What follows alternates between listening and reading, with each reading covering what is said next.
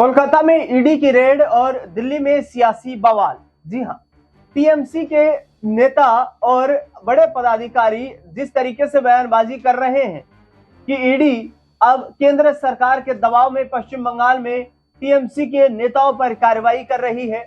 दरअसल जिस तरीके से प्रतीक जैन के आवास पर जो ईडी की रेड हुई और वहां पर आनन फानन में मुख्यमंत्री ममता बनर्जी पहुंची, उस खबर के बाद से लगातार ये सुर्खियां बनी हुई हैं कि आखिरकार पश्चिम बंगाल में मुख्यमंत्री ममता बनर्जी ने जो ग्रीन कलर की फाइल अधिकारियों से कथित तौर पर छीनी, आखिरकार उस फाइल का राज क्या है।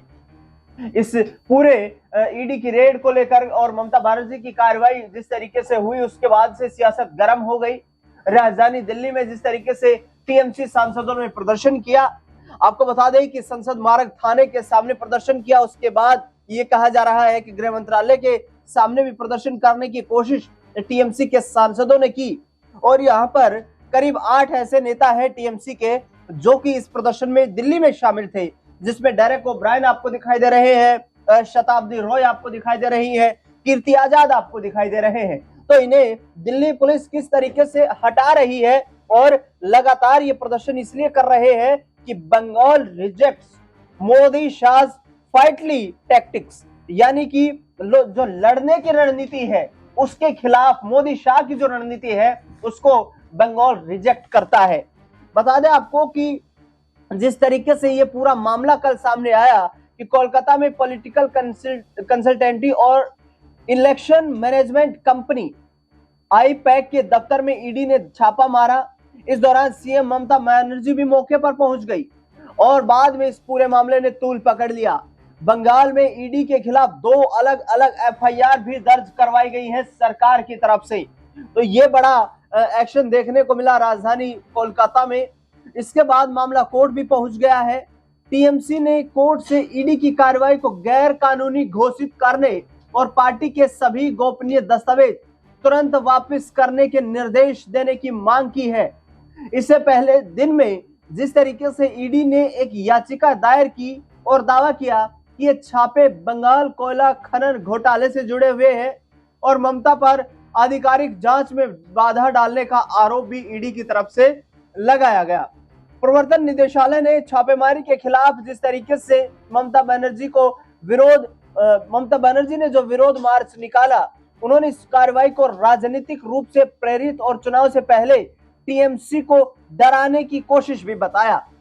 पश्चिम बंगाल में ईडी की रेड के बाद कांग्रेस पार्टी ने भी इस छापेमारी का जमकर विरोध किया है।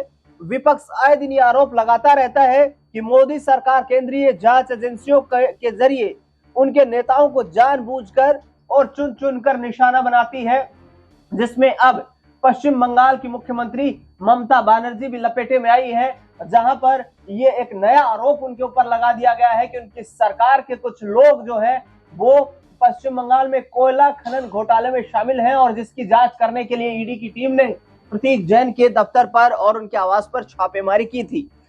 जिस तरीके से यहाँ पर जो गिरफ्तारियां हुई है, लगातार जो राजधानी दिल्ली में हिरासत में लिया गया है यहाँ टीएमसी के सांसदों को, उसमें केंद्रीय गृह मंत्री अमित शाह के आवास के बाहर भी टीएमसी के सांसदों ने प्रोटेस्ट किया, जिसके बाद उन्हें हिरासत में लिया गया। टीएमसी सांसदों को संसद मार्ग थाने में रखा गया था, जहां हिरासत के बाद कुछ घंटों के बाद उन्हें छोड़ दिया गया। बता दें आपको कि टीएमसी के प्रोटेस्ट के दौरान हिरासत में लिए जाने वाले नेताओं को लेकर के जिस तरीके से अभिषेक बनर्जी ने सोशल मीडिया पर एक पोस्ट लिखा, उन्होंने लोकतंत्र को सदा दी जाती है, अपराधियों को इनाम दिया जाता है, एजेंसियों को हथियार बनाया जाता है, चुनाव में हेरफेर किया जाता है, प्रदर्शनकारियों को जेल भेजो, बलात्कारियों को जमानत दो, ये बीजेपी का नए भारत का वर्जन है। तो इस तरीके से कटाक्ष किया गया अभिषेक बनर्जी की तरफ से। अभिषेक बनर्जी ने एसआईआर जिस तरीके से बंगाल में हुआ, उस एसआईआर को लेकर भी ये कहा था कि एसआईआर की प्रक्रिया से टीएमसी जो कि बंगाल की सत्तारूढ़ पार्टी है वो पूर्णतः संतुष्ट नहीं है। और अभिषेक बनर्जी ने चुनाव आयोग में शिकायत भी दर्ज करवाई। मुख्य चुनाव आयुक्त के सामने उन्होंने अपनी दलीलें भी पेश की। इसके साथ ही आपको बता दें कि यहाँ पर जिस तरीके से ये तस्वीरें आपको दिखाई दे रही हैं, जिसमें शताब्दी रॉय के साथ साथ डेरेक ओब्रायन नजर आ रहे हैं, जिसमें कीर्ति आजाद, महुआ मोइत्रा नजर आ रही है। तो ये ऐसी तस्वीरें हैं जो आने वाले वक्त में कहीं ना कहीं ममता बनर्जी को इमोशनल बेनिफिट पहुंचा सकती है पश्चिम बंगाल के विधानसभा चुनाव में। क्योंकि याद कीजिए वो वक्त वर्ष 2021 का, जब ममता बनर्जी को चुनाव प्रचार के दौरान कहा जा रहा था कि चोट लग गई उनके पैर में और व्हील चेयर पर वो प्रचार करती हुई नजर आई, और उस एक मोमेंट ने पूरे सेंटिमेंट को बदल दिया, और जिसके बाद ममता बनर्जी की फिर से 2021 में बंगाल में सरकार बनाने में उन्हें कामयाबी हासिल हुई थी। ऐसे में अब देखना दिलचस्प ये रहेगा कि आखिरकार ईडी की इस कार्रवाई के बाद आगे का सियासी जो रणनीतियां हैं, आगे का सियासी सफर यहाँ पर ममता बनर्जी कैसे तय करती हैं, क्योंकि ईडी ने जो कार्रवाई की है उसके बाद अब कोर्ट का दरवाजा दोनों तरफ से खटखटाया गया है। ईडी के अधिकारियों के खिलाफ एफआईआर दर्ज करवाई गई है। हालांकि एफआईआर में किसी भी अधिकारी का नाम नहीं है, तमाम अज्ञात लोगों के खिलाफ एफआईआर दर्ज हुई है। फिलहाल इस खास रिपोर्ट में इतना है।